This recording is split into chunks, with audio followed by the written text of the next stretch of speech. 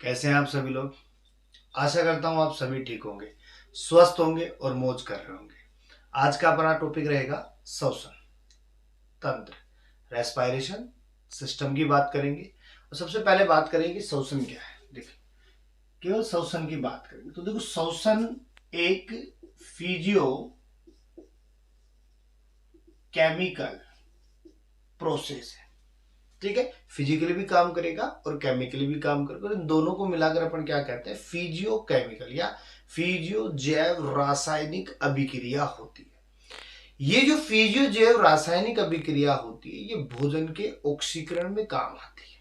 किसमें काम आती है? भोजन के ऑक्सीकरण में काम आती है। और इस भोजन के ऑक्सीकरण के दौरान दो उत्पाद बनते हैं, CO2 व H2O बनते हैं। और साथ में क्या बाहर आती है? एनर्जी। क्या होता है? एनर्जी बनती है। ये तीन प्रोडक्ट एक श्वसन के अंदर बनते हैं। अब बात करें तंत्र क्या है, तो देखो, श्वसन की पहली परिभाषा ऑक्सीजन का लेना और CO2 का छोड़ना। हमने क्या करी? ऑक्सीजन ली और ऑक्सीजन के बाद हम क्या निकाल रहे हैं? CO2 को बाहर निकाल रहे हैं। तो इस ऑक्सीजन ले जाने के और CO2 को बाहर लाने के बीच में जो जो भाग काम कर रहा है, उन सबको मिलाकर के हम क्या कहते हैं? श्वसन तंत्र कहते हैं। क्योंकि उन भागों के बिना ऑक्सीजन लेना और CO2 को छोड़ना पॉसिबल नहीं होगा, इसलिए सारे एक तंत्र के रूप में काम करते हैं। इसलिए हम क्या कह रहे हैं? श्वसन तंत्र कह रहे हैं। समझ रहे हो बात को? अब जिस जगह से देखो, जहां गैसीय विनिमय हो रहा है, ऑक्सीजन लिया, CO2 छोड़ा। अब ऑक्सीजन लेना और CO2 छोड़ना, गैसीय विनिमय जो प्रोसेस हो रहा है, इसको तो हम श्वसनीय सतह कहते हैं। क्या कहते हैं? श्वसनीय सतह। समझ गए बात को? अर्थात ऑक्सीजन लेना और CO2 छोड़ना, यानी गैसीय विनिमय प्रोसेस को, गैसीय विनिमय प्रोसेस को हम क्या कहेंगे? श्वसनीय सतह। और इसके विपरीत श्वसनीय तत्व। क्या कह रहे हैं? श्वसनीय तत्व। किसको? जहां ऑक्सीकरण होगा। जहां ऑक्सीकरण होगा उसे तो हम क्या कहेंगे? श्वसनीय तत्व। और जहां गैसीय विनिमय होगा उसे क्या कहेंगे? श्वसनीय सतह। दो क्वेश्चन है। इसके बाद में देखो, श्वसन कितने प्रकार के होते हैं। तो देखिए, श्वसन बेसिकली दो प्रकार के होते हैं, एक वायवीय और एक अवायवीय। लेकिन और अगर तरीके से देखें तो भी दो ही होते हैं। एक होता है डायरेक्ट और एक होता है इनडायरेक्ट। डायरेक्ट रेस्पिरेशन और इनडायरेक्ट रेस्पिरेशन, प्रत्यक्ष और अप्रत्यक्ष। तो प्रत्यक्ष का सीधा सा है, जहां पे त्वचा डायरेक्ट, त्वचा जो है वो डायरेक्ट किसके संपर्क में हो? वायु के संपर्क में हो, और वहां से ऑक्सीजन ले रहा हो, और वहां जो ऑक्सीजन आती है वो विसरण विधि के माध्यम से आती है। कौन सी माध्यम से आती है? विसरण विधि के माध्यम से आती है। उस प्रोसेस को क्या कहेंगे? डायरेक्ट, प्रत्यक्ष श्वसन कहेंगे। और ये जो प्रत्यक्ष श्वसन होता है, ये किन में पाया जाएगा? अमीबा में। किसकी बात कर सकते हैं? अमीबा में। एक कोशिकीय जीव है, यूनिसेलुलर है, और अकशेरुकी जीवों का समूह है। ठीक है, तो अकशेरुकी जीवों में कौन पाया जा रहा है? अमीबा। एक कोशिकी है, एक कोशिका पाई जाती है, तो वहां पे विसरण विधि के द्वारा क्या हो रहा है? श्वसन हो रहा है, सामान्य त्वचा के द्वारा। वहीं अगर हम बात करें इनडायरेक्ट श्वसन जो होता है, इसके लिए किसी ना किसी अंग की आवश्यकता होती है। बिना अंग के ये श्वसन नहीं करता है, और यहां पर ऊर्जा का निर्माण होता है। समझ रहे हो बात को? ठीक है, यहां पर क्या होगा? ऊर्जा में, यहां ऑक्सीजन ली जाएगी, CO2 छोड़ी जाएगी, एक विशिष्ट अंग की आवश्यकता होगी। इस विशिष्ट अंग के बिना श्वसन की प्रक्रिया असंभव है, क्योंकि यहां पर जो त्वचा है वो अकेली त्वचा विसरण विधि के माध्यम से O2 को पूरी को लेकर CO2 को छोड़ देगी। लेकिन इनडायरेक्ट में क्या होगा? एक पर्टिकुलर अंग होगा, उसके द्वारा हम श्वसन की क्रिया करेंगे। जैसे अपनी खुद की बात करें, मैमल्स की बात करें, स्तनधारियों की बात करें, तो अपने पास में क्या है? फेफड़े। हम विदाउट फेफड़े श्वसन की क्रिया नहीं कर सकते, क्योंकि ऑक्सीजन कहां जाएगी? फेफड़ों में जाएगी। समझ रहे हो बात को? ठीक है, तो इसलिए हमें किसकी आवश्यकता है? फेफड़ों की। फेफड़े होंगे तो ऑक्सीजन लेंगे, अगर फेफड़े नहीं होंगे तो ऑक्सीजन नहीं लेंगे। तो इसी प्रकार बहुत से जीवों की बात करते हैं जहां पर एक पर्टिकुलर अंग पाया जाता है। तो देखो एक बात करें एनिलिडा की, एनिलिडा की बात कर लो या बेसिकली एम्फीबिया की बात कर लो, समझ रहे हो बात को? या तो एनिलिडा की बात कर लो या एम्फीबिया की बात कर लो। एनिलिडा एकशेरुकी का है, एम्फीबिया कशेरुकी का है। और खास बात यह है कि दोनों में जो श्वसन का प्रोसेस होता है वो त्वचा के द्वारा होता है। किसके द्वारा? त्वचा। सामान्य जो स्किन होती है इसके द्वारा क्या करते हैं? श्वसन करते हैं। ठीक है, दूसरी बात करते हैं, यहां आप मोलस्का ले लो। किसको ले लो? मोलस्का को ले लो। इसके अलावा जितनी भी फिश है अपने पास में सारी ले लो, मछलियां जितनी भी है सारी ले लो, क्योंकि मछली जल की रानी है और जीवन उसका पानी है, तो जल में रहेगी। ठीक है, तो वो क्या करेगी? श्वसन करेगी, बाहर लेके आओगे मर जाएगी। तो हम बात करेंगे तो जल में ही रह रही है, तो बाहर तो है नहीं, तो बाहर तो फेफड़े काम करते हैं, तो जल में कौन काम करेगा उसकी बात करेंगे। तो फिश ले लो आप यहां पे। इसके अलावा कुछ एम्फीबिया ले लो, कुछ एम्फीबिया ले लो यहां से। तो यहां पर हम श्वसन के लिए लिख देंगे पार्टीशन गिल। क्या लिखेंगे? गिल। तो गिल्स के द्वारा जो श्वसन कर रहा है वो कौन कर रहा है? मोलस्का जीव कर रहे हैं, फिश कर रही है और एम्फीबिया कर रहा है। अब खास बात यह है कि एम्फीबिया गिल्स के द्वारा भी कर रहा है, एम्फीबिया त्वचा के द्वारा भी कर रहा है। ऐसा कैसे संभव है? तो देखो एम्फीबिया जो है वो स्थलीय भी है और जलीय भी है, दोनों जगह पे रहता है, इसलिए ये अपने पास में गिल के द्वारा भी करता है और त्वचा के द्वारा भी करता है। और सबसे खास बात यह है कि यही एम्फीबिया फेफड़ों के द्वारा भी करता है। तो देखो तीसरे पॉइंट में हम लिखे एम्फीबिया। किसको लिख रहे हैं? एम्फीबिया को लिख रहे हैं। ठीक है, अब ये जो एम्फीबिया है इसके साथ में आप पाइला लिख दो। पाइला मोलस्का में आता है, लेकिन मोलस्का भी दोनों जीव है, जल का भी है और स्थल का भी है, इसलिए हम पाइला को भी ले रहे हैं। इसके अलावा आप रेप्टिलिया ले लो। इस रेप्टिलिया के अलावा आप मैमल्स ले लो, जिसमें अपनी रिश्तेदारी आ गई, और इनके अंदर हम किसको लिख देंगे? लंग्स को। ठीक है, लगभग जीव आ गए, बचा कौन अपने पास में? कीट। तो कीटों में देखो यहां लिख देते हैं, चलो यहीं लिख देते हैं, इसको थोड़ा सा क्रॉस करके यूं लिख देते हैं। तो यहां हम लिख दे ट्रेकिया। क्या लिख दे? ट्रेकिया। और इस ट्रेकिया जो होता है, ट्रेकिया किन में पाया जाता है? कीटों में। तो इनके अंदर कीटों में जो श्वसन की प्रक्रिया होगी वो किसके द्वारा? ट्रेकिया के द्वारा। समझ गए?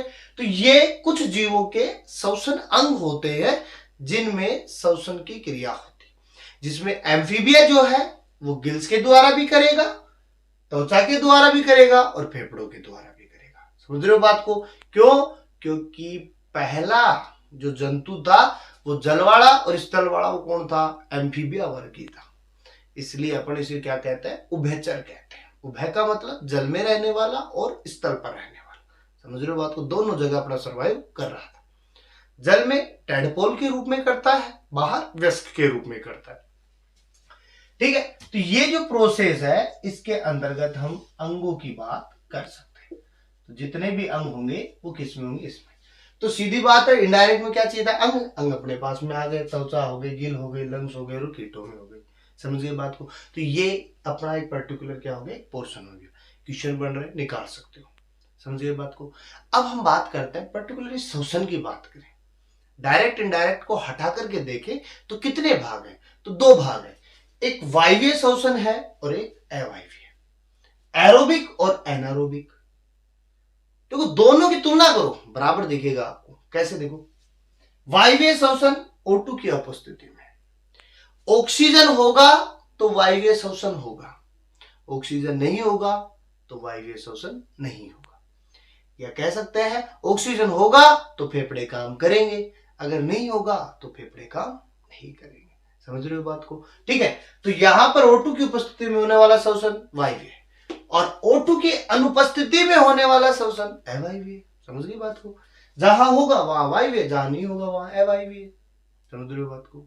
ठीक है, दूसरी बात, भोजन का पूर्ण ऑक्सीकरण होता है, भोजन को पूरा तोड़ा जाता है और उस पूरे तोड़ने के दौरान कार्बन डाइऑक्साइड और जल बनाता है, जैसा कि अपन ने CO2 H2O पहले पढ़ा है। तो CO2 व H2O कहां बन रहा है? वायवीय शोषण में। समझ गए बात को? ठीक है, यहां पे भोजन का क्या होगा? आंशिक ऑक्सीकरण। क्या होगा? भोजन का आंशिक ऑक्सीकरण होगा। यहाँ CO2 व H2O ना बनने की बजाय क्या बनता है? Lactic acid. क्या बनेगा? लैक्टिक एसिड बनेगा, या हम बना देंगे यहां पे एथेनॉल। और कई बार क्वेश्चन भी पूछा जाता है कि कौन से शोषण के दौरान अल्कोहल बनता है? कौन से शोषण के दौरान अल्कोहल बनता है? तो अवायवीय शोषण के दौरान अल्कोहल ही प्रोसेस होता है, जिसके दौरान क्या बनता है? एथेनॉल बनता है। ठीक है, तो ये किसकी बात हो गई? अवायवीय शोषण की बात हो गई। समझ? लेकिन प्रोसेस एक होगा कि लैक्टिक अम्ल के दौरान किसी प्रकार का उत्पाद नहीं मिलेगा, लेकिन एथेनॉल के साथ में हमें CO2 को बाहर निकालना पड़ेगा। किसको बाहर निकालेंगे? CO2 को बाहर निकालना पड़ेगा। लैक्टिक एसिड सिंगल बनेगा, लेकिन एथेनॉल के साथ में क्या निकालना पड़ेगा? CO2 निकालना पड़ेगा। ये किसकी बात हो गई? अवायवीय की। ठीक है, देखो एक यहां से वायवीय शोषण का एक अभिक्रिया निकाल के देखे कि किस प्रकार CO2 बन रहा है, किस प्रकार H2O बन रहा है, किस प्रकार ऊर्जा बन रही है। तो देखो, इसके लिए अपन ने ले लिया एक भोजन का तत्व C6H12O6। किसको कहेंगे? ग्लूकोज को। किसको कहेंगे? ग्लूकोज। साथ में हम क्या ले रहे हैं? ऑक्सीजन। क्या ले रहे हैं? ऑक्सीजन, क्योंकि विदाउट ऑक्सीजन प्रोसेस नहीं होगा। कौन सा कर रहे हैं? वायवीय कर रहे हैं।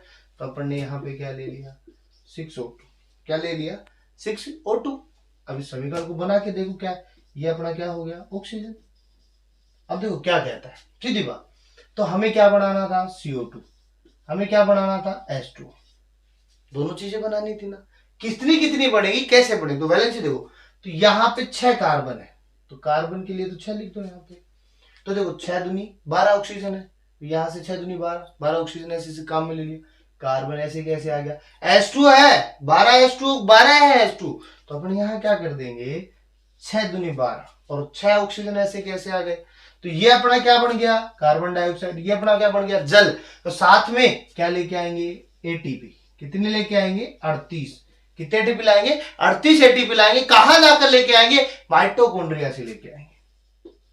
कहां से लेके आएंगे? माइटोकॉन्ड्रिया से लाएंगे, क्योंकि वायवीय शोषण की जो प्रक्रिया होती है वो कहां शोषण होती है? माइटोकॉन्ड्रिया में होती है। कहां होगी? माइटोकॉन्ड्रिया में। माइटोकॉन्ड्रिया में किसके पास में जाकर होगी? क्रेब्स चक्कर में। कहां होगी बेटा? क्रेब्स चक्कर में जाकर के होगी, वहां से लेकर के आएगी। ला भाई, अब 38 ATP दे दे। हम ऑक्सीजन को लेके आए हैं, अब आपका काम क्या है? ATP देने का, क्योंकि जिसने ऑक्सीजन लिया है उसको ऊर्जा की आवश्यकता है, इसलिए आप हमें क्या दोगे? 38 ATP दोगे। कौन देगा? माइटोकॉन्ड्रिया। माइटोकॉन्ड्रिया किससे लेगा? क्रेब्स साइकिल से। समझ गई बात को? ऐसा ही हम कहां बढ़ाएंगे? अवायवीय शोषण में। तो अवायवीय शोषण के अंतर्गत वही भोजन का उत्पाद होगा। अब क्या होगा? C6H12O6। लेकिन अब ऑक्सीजन नहीं चाहिए हमें, क्योंकि ऑक्सीजन तो मिलेगी नहीं, क्योंकि O2 की अनुपस्थिति में होगा। तीर का निशान खींच दो, सीधा उत्पाद बना दो, 2C3H6O3। आका बनो भाई, लैक्टिक एसिड बनो। क्या बना? Lactic acid. और अब ये ATP कितनी बनाता है? 2। केवल कितनी ATP बनाएगा? 2। ये कितनी बना रहा है? 38। ये कितनी बना रहा है? 2 ATP बना रहा है। और बात करें अवायवीय शोषण होता कहां है, कि हम कह सकते हैं कि अगर ऑक्सीजन नहीं मिल रहा तो अवायवीय कर लेंगे। नहीं, अवायवीय केवल कुछ ही जगह पे होता है शरीर के अंतर्गत। बेसिकली बात करें तो पेशियों के अंतर्गत अवायवीय शोषण का होगा, पेशियों में होगा। इसके अलावा मानव की RBC में, क्योंकि RBC में क्या नहीं पाया जाता? माइटोकॉन्ड्रिया। याद करो पुराना टॉपिक जब कोशिका पढ़ा रहे थे, कोशिका में माइटोकॉन्ड्रिया पढ़ाया तो अपन ने कहा था परिपक्व RBC में माइटोकॉन्ड्रिया नहीं पाया जाता। तो माइटोकॉन्ड्रिया तो है ही नहीं, तो क्या खाक करेगा अपने पास? क्रेब्स साइकिल के द्वारा 38 ATP नहीं आएंगे, ऑक्सीजन जाएगा नहीं। समझ रहे हो बात को? तो यहां पर RBC और पेशियों के अंतर्गत नहीं पाया जाता है। दूसरा, अवायवीय शोषण कौन करता है ज्यादा? तो अवायवीय शोषण के लिए अपन लिख सकते हैं कि अवायवीय शोषण बेसिकली बैक्टीरिया में पाया जाता है। किसमें पाया जाता है? बैक्टीरिया में पाया जाता है। इसके अलावा वो पैरासाइट जो किसी दूसरे जीव के अंदर निवास करते हैं जहां ऑक्सीजन की कमी होती है, उनके अंतर्गत कौन सा शोषण? अवायवीय शोषण। अब देखो होता क्या है कि अवायवीय शोषण तो पेशियों में हो रहा है, एटीपी भी आ रही है, तो हमें थकावट क्यों महसूस होती है?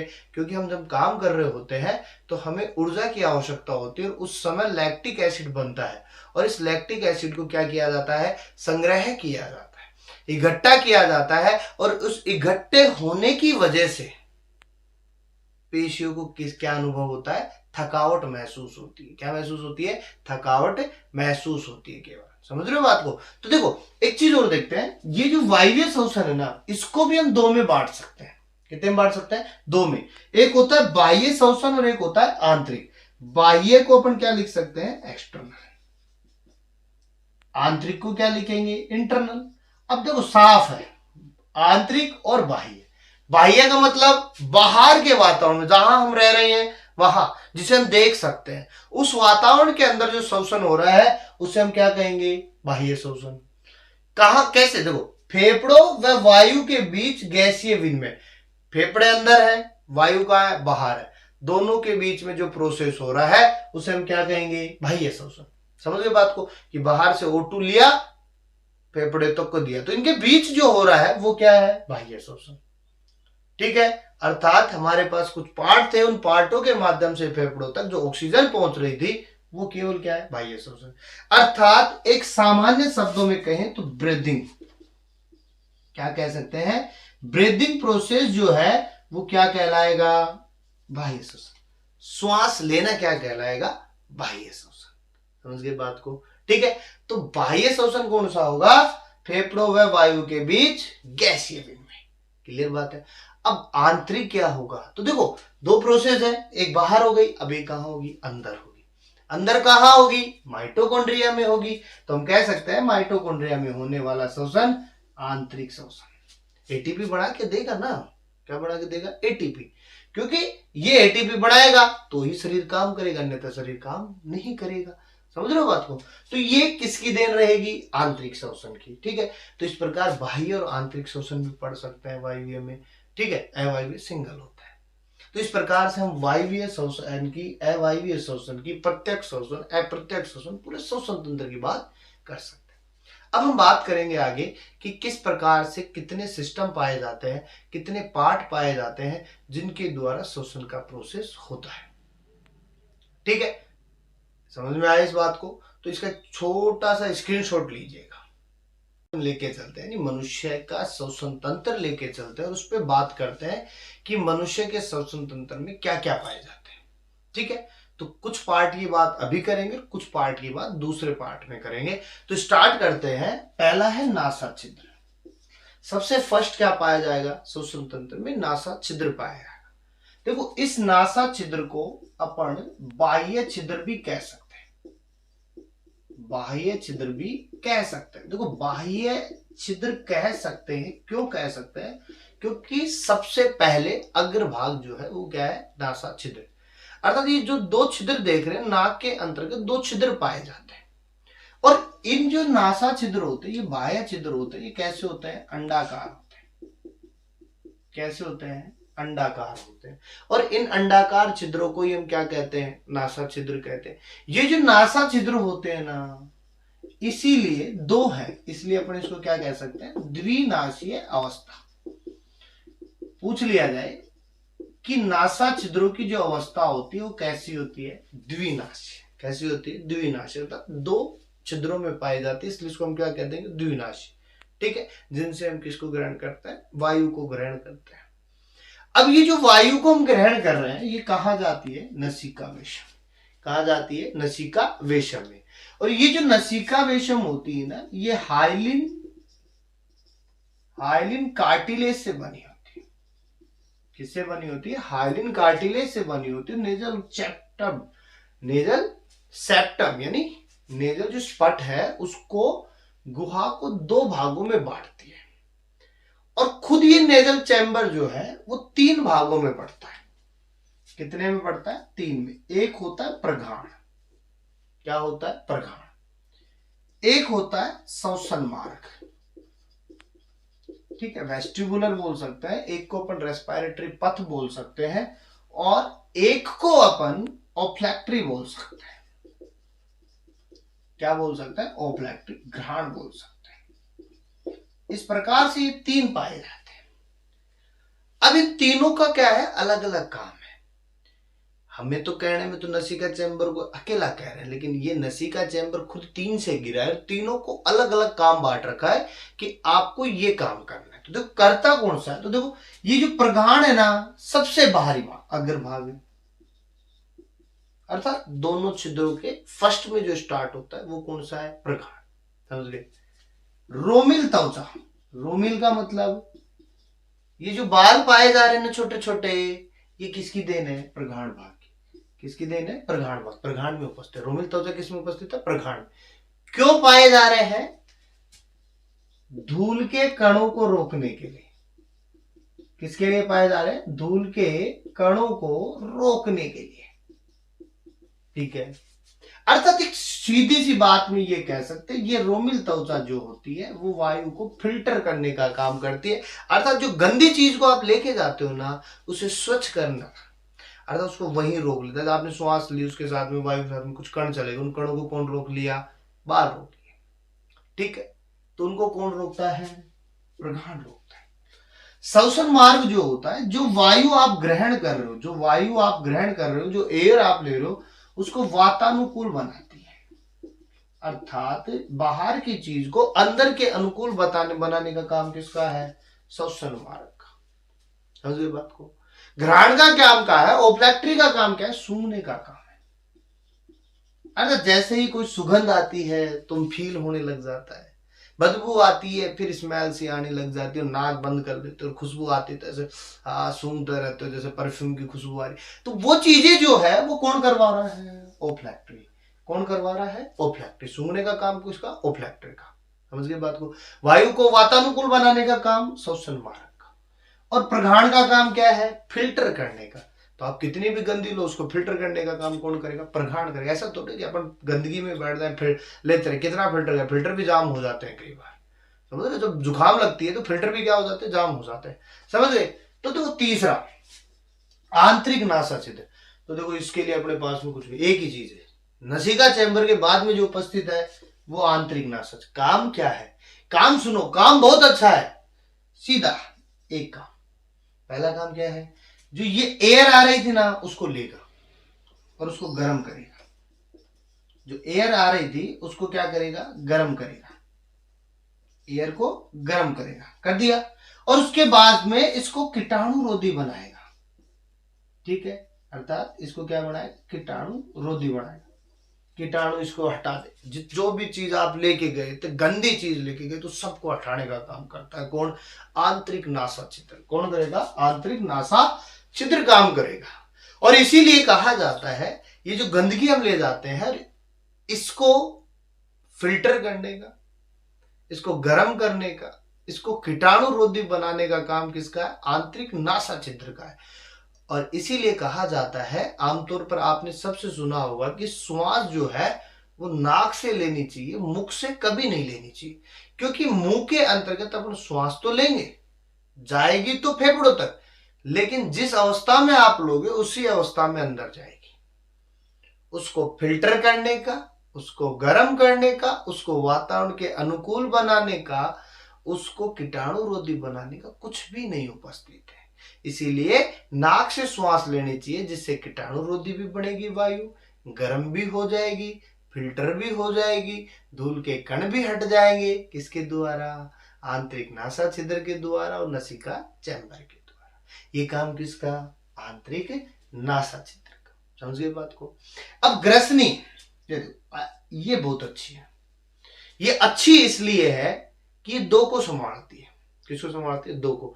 घरवाले को भी संभाल रही है और बाहर वाले को भी संभाल रही है। समझ रहे हो बात को? घरवाली को भी संभाल रही है और बाहर वाले को। कैसे संभाल रही हो? देखो, ये दो बांटती, एक तरफ से तो अपने पास में आहार नाल को पकड़ती है और एक तरफ से किसको पकड़ रही है? श्वसन को।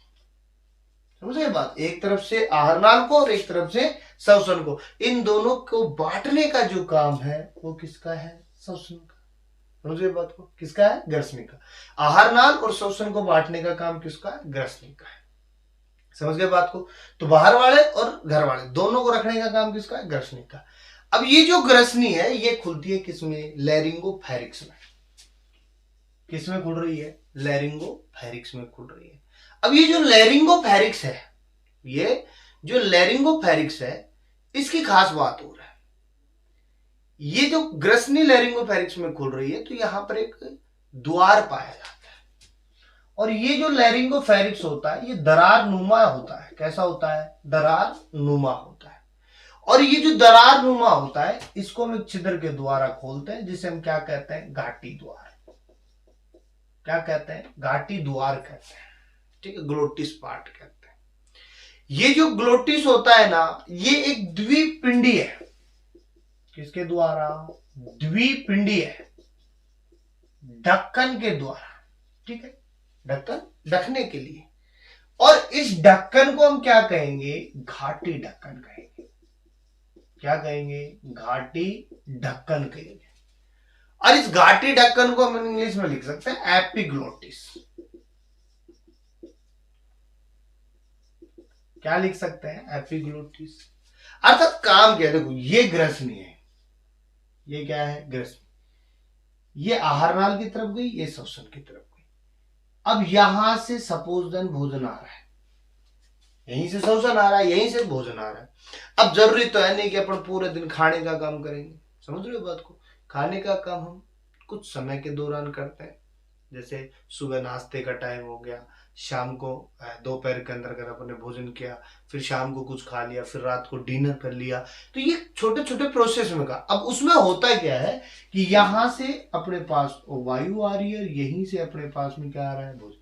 तो ये जो घाटी ढक्कन है ना, ये जब वायु आती है तो वायु को इस साइड भेज देगा, भोजन आएगी तो इस साइड भेज देगा। समझ गए बात? अब भोजन आ रहा है तो यहां से घाटी ढक्कन, रुक जाओ भाई, इधर से बोलो इधर आ जाए। समझ गए बात? तो ये कहां पाया जाता है? लैरिंगोफैरिक्स। समझ गए बात को? भोजन का और श्वसन का बंटवारा करने का काम कौन करता है? लैरिंगोफैरिक्स। आहार नाल और श्वसन का बंटवारा कौन कर रहा है? ग्रसनी। भोजन का और ऑक्सीजन का बंटवारा कौन करेगा? लैरिंगोफैरिक्स करेगा। अब बात करें लैरिंग्स की। लैरिंगोफैरिंक्स के जस्ट नीचे क्या पाया जाएगा? लैरिंग्स पाया जाएगा। और ये जो लैरिंग्स है इसको हम एक स्वर यंत्र की उपाधि दे सकते हैं। क्या कह सकते हैं इसको? स्वर यंत्र कह सकते हैं, या एडेमस एप्पल कह दें। क्या कह देंगे? एडेमस एप्पल कह देंगे। ठीक है, दो नाम ले रहे हैं, एडेमस एप्पल ले देंगे या स्वर यंत्र ले देंगे। और इस लैरिंग्स का एक बहुत, देखो सबसे बड़ी बात, ये लैरिंग्स जो है जैसे यौनावस्था होती है, जैसे ही एक मतलब वयस्क अवस्था के अंदर जब प्रवेश करता है उस समय ये जो लैरिंग्स होता है ना, ये पुरुषों में ज्यादा विकसित होता है। किसमें ज्यादा विकसित होता है? पुरुषों में। अब पुरुषों में ज्यादा विकसित हो गया तो महिलाओं में क्या रहेगा? अविकसित। और पुरुषों में ज्यादा विकसित होता है इसीलिए उनकी आवाज जो होती है वो भारी होती है, महिलाओं की तुलना में क्या होती है? भारी होती है। ठीक है, किसकी वजह से? लैरिंग्स की वजह। और ये जो लैरिंग्स होता है ना, ये बेसिकली चार उपास्थियों से बना होता है। ये जो चार उपास्थियां होती है इसको चिपकने से रोकते हैं, चिपके ना। चिपकेगा तो सीधी सी बात है, आवाज नहीं निकल पाएगी। समझ लो? तो इसके लिए क्या पाई जाती है? चार उपास्थियां पाई जाती है। समझ गए बात को? ठीक है, अब ये जो लैरिंग्स होता है ना, उसका जो वलन है, लैरिंग्स के जो वलन है, फोल्डेड अवस्था है, उसको हम क्या कहेंगे? स्वर पट्टी। फोल्डेड अवस्था क्या कहेंगे? स्वर पट्टी। उसको हम क्या कह सकते हैं? Vocal cord. क्या कहेंगे? वोकल कोड कह सकते हैं। अब ये वोकल कोड भी दो प्रकार के होते हैं, एक तो मिथ्या होते हैं, एक वास्तविक होते हैं। देखो समझो ध्यान, एक मिथ्या होते हैं और एक क्या होते हैं? वास्तविक होते हैं। अब मिथ्या जो है सीधी सी बात है, झूठ वाला बात हो गया। वास्तविक यानी रियल बात।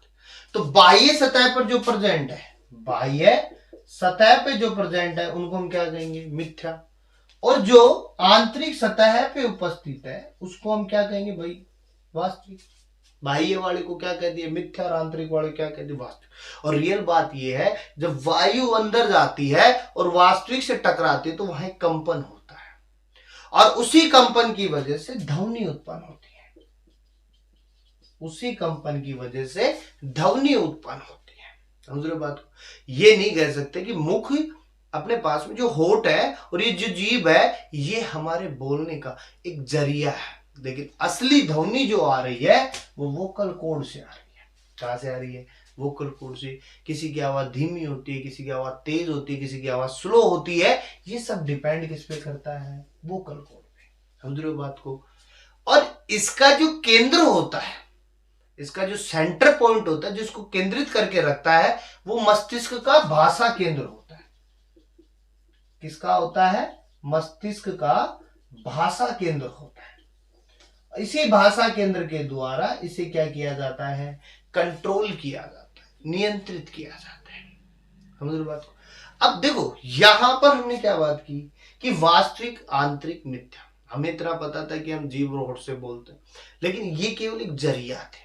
समझ रहे हो बात को? ठीक है, बोलना कहां से, स्वर पर ध्वनि कहां से आ रही? वोकल कॉर्ड से आ रही। भाषा केंद्र कहां विकसित है अपने पास में? मस्तिष्क के अंतर्गत है। और जो मुख होते हैं, जो बोल नहीं सकते, मुख बधिर जिसे बोलते हैं, जो मुख होते हैं उनके अंदर भाषा केंद्र जो होता है अविकसित होता है। मुख में भाषा केंद्र अविकसित। क्या होता है? अविकसित होता है। तो मुख बधिर जो व्यक्ति होते हैं, जो बोल नहीं सकते, वहां पर भाषा केंद्र क्या होता है? अविकसित होता है। ठीक है, तो इसे हम क्या कर सकते हैं? रेस्पिरेशन के कुछ पार्टों की बात कर सकते हैं मनुष्य के अंदर।